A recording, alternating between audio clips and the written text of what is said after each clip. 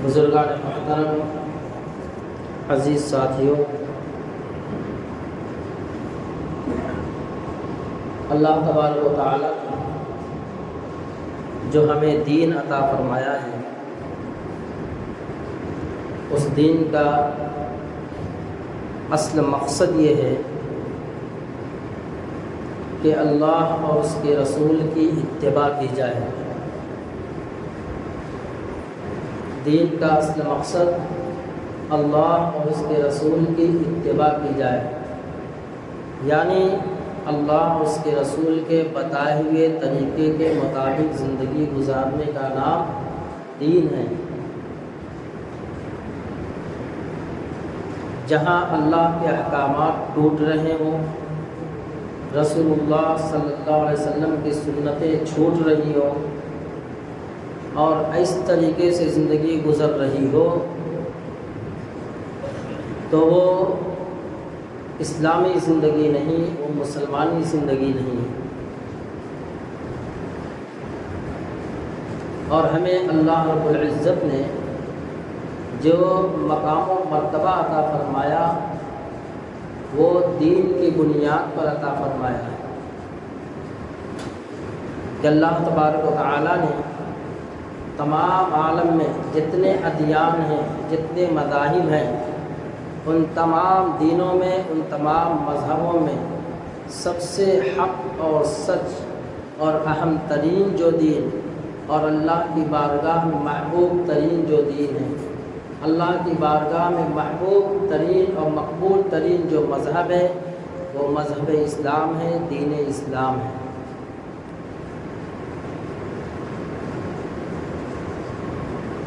پچھلے 2 جمعہ سے نماز کے متعلق گفتگو ہو رہی تھی، آج بھی نماز ہی کے متعلق گفتگو ہو۔ جو آیت کریمہ میں نے تلاوت کی ہے، اس کا تعلق مومن کی کامیابی اور نماز سے ہے۔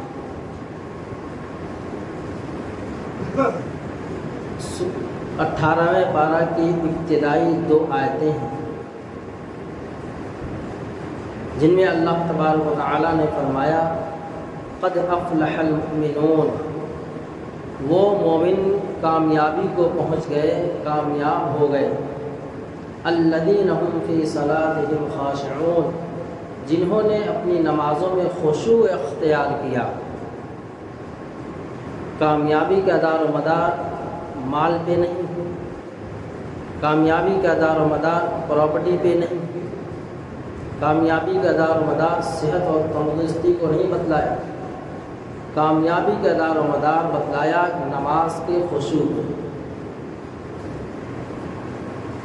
اب نماز کا خشوع کیا ہے وہ میں سمجھانے کی کوشش کروں گا،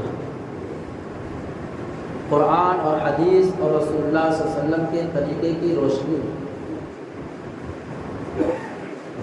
سب سے پہلے تو یہ سمجھیں کہ نماز کی اہمیت کے متعلق اور نماز کی فضیلت کے متعلق پچھلے 2 جمعہ میں بات ہمارے سامنے آئی تھی، لیکن نماز کتنا عظیم الشان عمل ہے،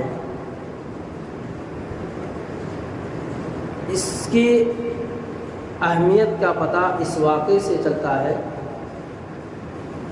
کہ رسول اللہ صلی اللہ علیہ وسلم مکہ میں زندگی گزار رہے ہیں،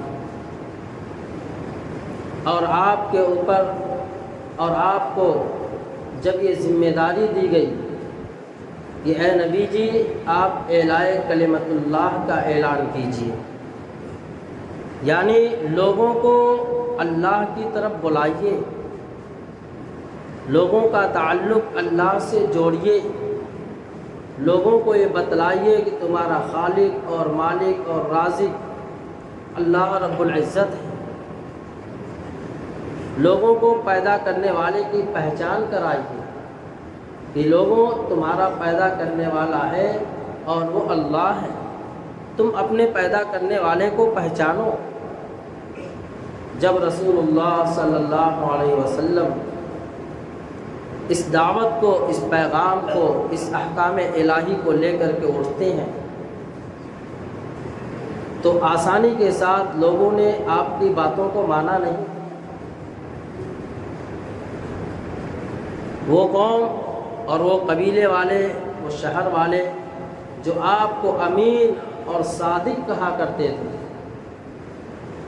کہ آپ تو سچوں کے سچے ہیں، آپ کے پاس امانتیں رکھی جاتی تھیں کہ آپ تو امانت دار ہیں، لیکن جیسے ہی اعلاء کلمت اللہ کا اعلان کیا آپ نے،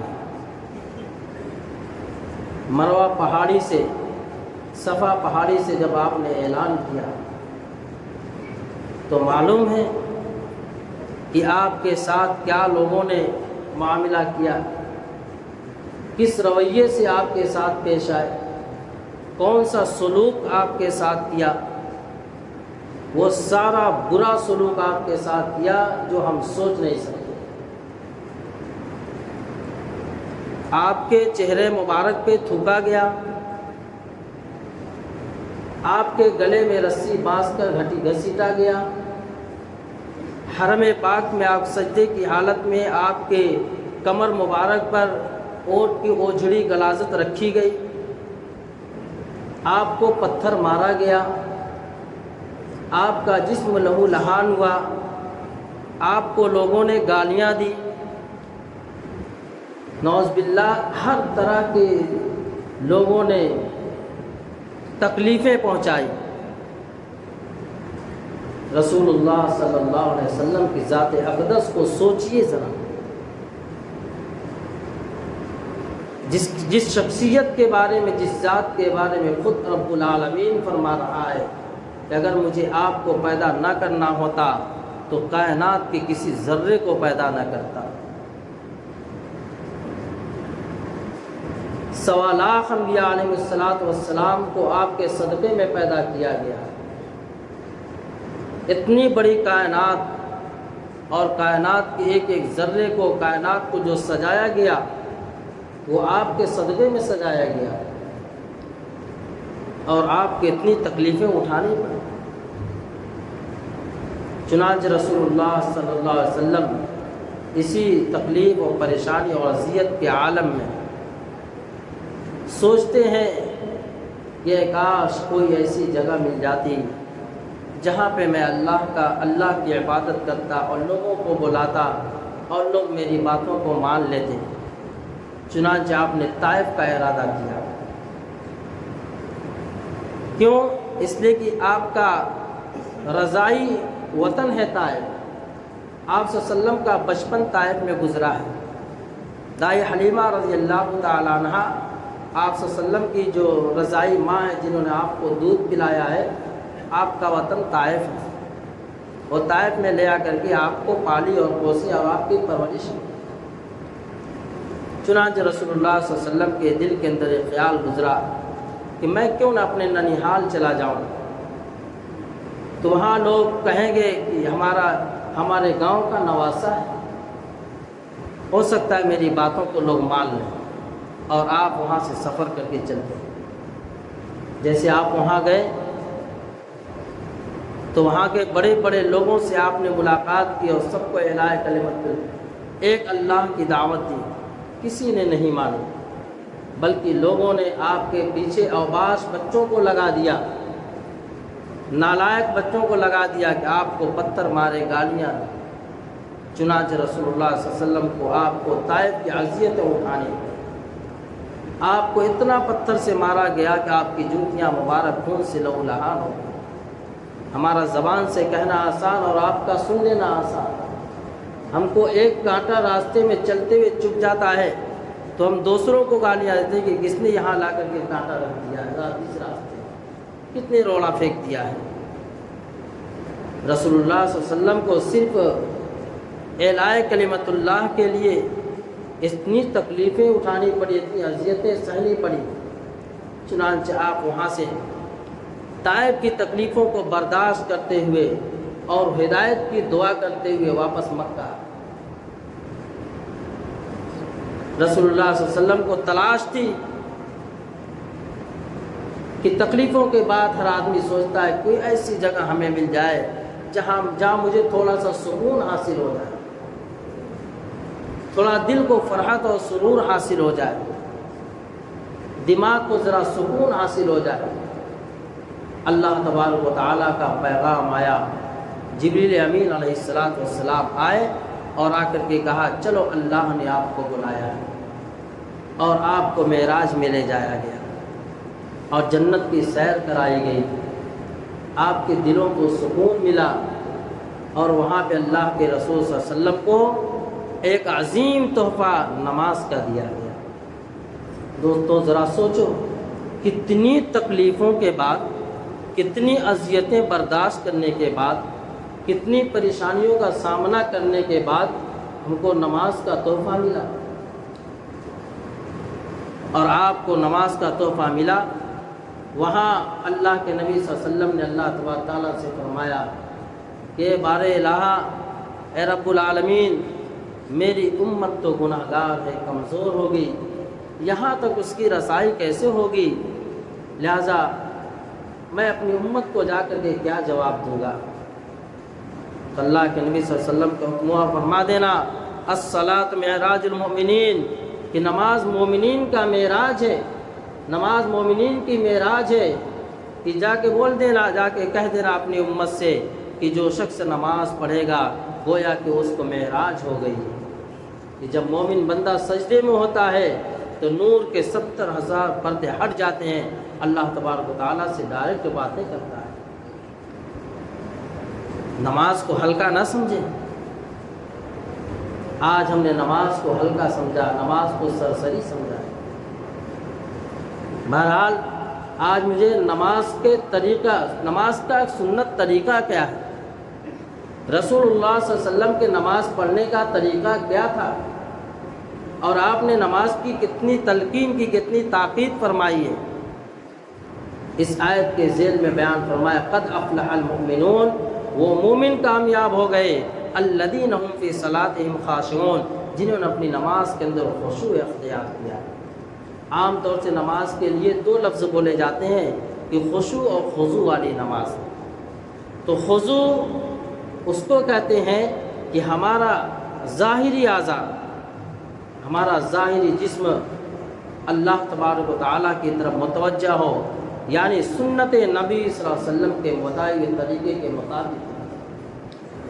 اور خشوع اس کو کہتے ہیں کہ جب نماز میں بندہ کھڑا ہو تو اس کا دل اللہ کی طرف متوجہ ہو، اس کا دل اللہ کی طرف متوجہ ہو۔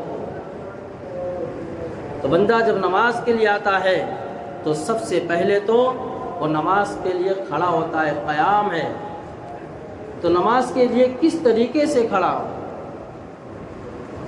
اللہ کے رسول صلی اللہ علیہ وسلم کو صحابہ سے فرماتے صلو کما رأیتمونی اصلی،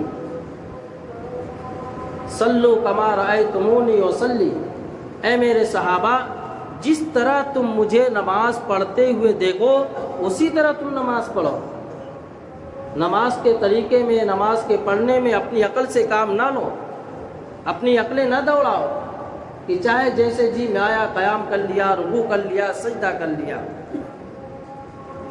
تو فرمایا جو شخص نماز کے اندر اپنی عقلیں دوڑاتا ہے، نماز کے طریقے کو بگاڑ دیتا ہے، اس کی نماز اس کے منہ پہ مار دی جاتی ہے، وہ نماز اللہ کی بارگاہ میں قابل قبول نہیں ہے۔ اور معلوم بھی ہے جس شخص کو مسجد میں آنے کی توفیق ہوتی ہے، اللہ تبارک و تعالیٰ اس کو بلاتے ہیں کہ اے میرے بندے آ جاؤ میرے در پہ، میرے سامنے آ جاؤ، اس کو اللہ بلاتا ہے، اس کو اللہ بلاتا، اللہ کے بلانے پہ وہ اللہ کے گھر میں آیا۔ اگر اللہ نہ چاہتا تو ہمارے بس میں نہیں ہے کہ ہم مسجد میں قدم رکھ سکیں۔ تو نماز کی اہمیت کو پہچانو، نماز کی عظمت کو اپنے دل کے اندر بیٹھاؤ کہ نماز کے بغیر چارہ کار ہے ہی نہیں۔ تو رسول اللہ صلی اللہ علیہ وسلم نے فرمایا صلو کما رأیتمونی اصلی، جس طرح تم مجھے نماز پڑھتے دیکھو اسی طرح تم نماز پڑھو۔ اللہ کے رسول صلی اللہ علیہ وسلم نے باقاعدہ صحابہ کو نماز کی مشق کرائی، دنیا کے ہر کام سیکھنے کی ہمیں فکر ہے، لیکن کبھی ہمیں دل کے اندر یہ داعیہ پیدا نہیں ہوا کہ ہم نماز بھی سیکھیں۔ سیکھنے کی چیز تو نماز تھی، لیکن کبھی ہم نے اس کو سیکھنے کی فکر ہی نہیں کی۔ ہم نے سمجھا بس مسجد میں جائیں، بچپن سے نماز پڑھتے پڑھتے عمر بڑھاپے کو پہنچ گئی، قیام تک صحیح نہیں ہوا، ہاتھ اٹھانے کا طریقہ نہیں صحیح ہوا۔ اللہ کے رسول صلی اللہ علیہ وسلم نے فرمایا جب تم نماز کے لیے کھڑے ہو گو تو ہمتاً پورے بدن کے ساتھ اللہ کی طرف متوجہ ہو، اللہ کو حاضر و ناظر سمجھو۔ جب تم کھڑے ہو گو تو سب سے پہلے اپنے جسم کو دیکھو کہ میرا جسم پورا قبلے کی طرف سیدھا ہے یا نہیں۔ تم اپنے پاؤں کو بالکل سیدھا قبلے کی طرف رکھو، دونوں قدم کو بالکل سیدھا قبلے کی طرف رکھو، تمہارا پورا جسم پورا وجود قبلے کی طرف ہونا چاہیے۔ فرمایا یہ قیام کا سنت طریقہ ہے۔ اگر ہمارے پاؤں ادھر ادھر کو پھرے ہوئے ہیں یہ سنت طریقہ نہیں ہے، یہ سنت کے خلاف ہے۔ قیام کی نورانیت سے، قیام کی برکات سے وہ محروم ہو جائے گا۔ نماز تو پڑھا لیکن اس کا قیام سے کھڑا ہونا صحیح طریقے سے نہیں رہا، سنت نبی کے مطابق نہیں رہا۔ آج ہم جلدی جلدی آتے ہیں اور جیسے چاہا فراق سے نیت باندھتے ہیں۔ رسول اللہ صلی اللہ علیہ وسلم کے نماز پڑھنے کا قیام کا طریقہ یہ تھا کہ آپ اپنے دونوں پیروں کو بالکل سیدھا قبلے کی طرف کیا کریں۔ اس کے بعد رسول اللہ صلی اللہ علیہ وسلم جب ہاتھوں کو تکبیر تحریمہ کے لیے اٹھاتے تو اپنے ہاتھ کی ہتھیلی کو قبلے کی طرف کرتے اور کانوں کے لو کے مقابلے میں اللہ کے رسول صلی اللہ علیہ وسلم کے انگوٹھے ہوا کرتے تھے۔ یہ ایسے کانوں کے لو کے مقابلے میں انگوٹھا اٹھایا اور بالکل سیدھا قبلے کی طرف ہتھیلی کو رکھا۔ یوں ہی ایسے آ کے نماز نہیں پڑھ رہے، ایسے کیا، کانوں کی طرف ہتھیلی کر دیا، اوپر کو ہتھیلی کے، سنت کے خلاف۔ اب تکبیر تحریمہ کی انوار و برکات سے محروم ہو گیا۔ اس لیے ہمیں تکبیر تحریمہ جس طریقے سے ہمیں ہاتھ اٹھانا ہے، ہاتھ اٹھانے کے طریقے کو سیکھو کہ نماز میں کس طریقے سے ہمیں ہاتھ اٹھانا ہے۔ دونوں ہاتھوں کی ہتھیلی کو قبلے کی طرف بالکل سیدھا رکھو اور کانوں کی لو کے مقابلے، کان کو ٹچ نہیں کرنا۔ بعض لوگ سمجھتے ہیں کانوں کو چھونا ہے، کان کو چھونے کا حکم نہیں، کانوں کے مقابلے میں رسول اللہ صلی اللہ علیہ وسلم نے ہاتھوں کو رکھا، کانوں کے مقابلے میں۔ یہ تکبیر تحریمہ کا سنت طریقہ ہے۔ پھر فرمایا ہاتھ کس طریقے سے باندھا جائے، تو رسول اللہ صلی اللہ علیہ وسلم نے صحابہ کو سکھایا کہ چھوٹی انگلی اور انگوٹھے کے ذریعے سے ہلکا بنا کر کے بائیں ہاتھ کے کلائی کو ایسے پکڑو اور تینوں انگلیاں جس کو ہاتھ کے اوپر رکھو۔ یہ سنت طریقہ بتلایا رسول اللہ صلی اللہ علیہ وسلم نے صحابہ اکرام کو، یہ سنت طریقہ بتلایا، یہ سنت طریقہ ہے۔ اور یوں ہی کیسے بھی آ کر کے باندھ دیا، سنت کے خلاف۔ اب جب سنت کے خلاف ہاتھ کو باندھا تو نماز کے انوار و برکات سے محروم ہو گیا۔ اور دین میں کوئی بھی طریقہ ہو، اگر وہ نبی صلی اللہ علیہ وسلم کے بتائے ہوئے طریقے کے مطابق ہے تب تو اللہ کی بارگاہ میں قبول ہے، اور اللہ کے نبی کے بتائے ہوئے طریقے کے خلاف ہے، اللہ کی بارگاہ میں قبولیت کا درجہ نہیں رکھتا ہے۔ پھر فرمایا قیام میں تمہاری نگاہ سجدے کی جگہ ہو، ادھر ادھر مت دیکھو، ادھر ادھر دیکھ۔ جو شخص نماز میں اپنی نگاہوں پہ کنٹرول نہیں کرتا ہے اللہ تبارک تعالیٰ دنیا میں اس کی نگاہوں کو پھراتے ہیں، اور جس نے نگاہوں کو اپنی نماز کے اندر نگاہوں کو کنٹرول میں رکھا اللہ تبارک تعالیٰ باہر نامحرم سے اس کی نگاہ کو حفاظت فرماتے ہیں۔ پھر فرمایا جب تم قرأت کرو تو خوب دھیان اور توجہ کے ساتھ کرو کہ اب مجھے کیا لفظ پڑھنا ہے، اب مجھے کون سی آیت پڑھنا ہے۔ اس طریقے سے تمہیں خشوع حاصل ہوگا۔ اسی طرح جب تم رکوع میں جاؤ تو رکوع کے طریقہ سیکھو، پورا جھکو اور ہاتھ سے پورے ہاتھ سے گھٹنے کو مضبوطی کے ساتھ پکڑو، گھٹنے کو نہیں جھکانا ہے، پاؤں کو بالکل سیدھا رکھ کر کے اپنے سر کو، پیٹھ کو اور کمر کو بالکل سیدھا رکھو۔ یہ سیکھنے کی چیز ہے، ورنہ ہمارا رکوع بھی صحیح سے نہیں ہوتا کہ تھوڑا سا جھکے نہیں کہ کھڑے ہو گئے، یہ سنت کے خلاف۔ اسی طرح فرمایا جب تم رکوع سے کھڑے ہو کو قوما کے لیے بالکل سیدھا ایک دم کھڑے ہو جاؤ، پھر تم سجدے کی تیاری کرو۔ اور جب سجدے میں جاؤ تو اس کا طریقہ ہے کہ پہلے جو اعضا جسم کا جو اعضا زمین سے زیادہ قریب ہے پہلے اس کو رکھنے کا حکم ہے. پہلے گھٹنا رکھا جائے، پھر ہاتھ رکھا جائے، پھر ناک رکھی جائے، پھر پیشانی رکھی جائے. یہ نبی صلی اللہ علیہ وسلم کے سجدہ کرنے کا سنت طریقہ ہے. اور ہم نے پہلے ہی اب ہاتھ کو رکھ دیا تو سنت کے خلاف ہوا. پہلے اپنے بدن کو جھکا دیا، سنت کے خلاف ہوا. تو ہمیں سنت نبی کے مطابق نماز کو کرنا ہے، پھر جا کر کے نماز کے انوار و برکات حاصل ہوں گے. اور ان الصلاۃ تنہا عن الفحشاء والمنکر، ایسی ہی نماز پڑھنے سے اللہ کے نبی اللہ تعالیٰ نے فرمایا کہ پھر تم تمام برائیوں سے محفوظ رہو گے، شیطانی وساوس سے محفوظ رہو گے. پھر تمہارے ساتھ اللہ تبارک تعالیٰ کی رحمتیں اور برکتیں اور اللہ کی نصرت اور مدد شامل حال رہے گی. یہ تو آدھا طریقہ ہوا. اب انشاءاللہ اگلے جمعہ کو باقی طریقے بتلائے جائیں گے. اللہ تبارک تعالیٰ ہمیں سنت کے مطابق نماز پڑھنے کی توفیق عطا فرمائے اور 5 وقت نماز پابندی کے ساتھ پڑھنے کی توفیق عطا فرمائے. وآخر دعوانا الحمد للہ رب العالمین.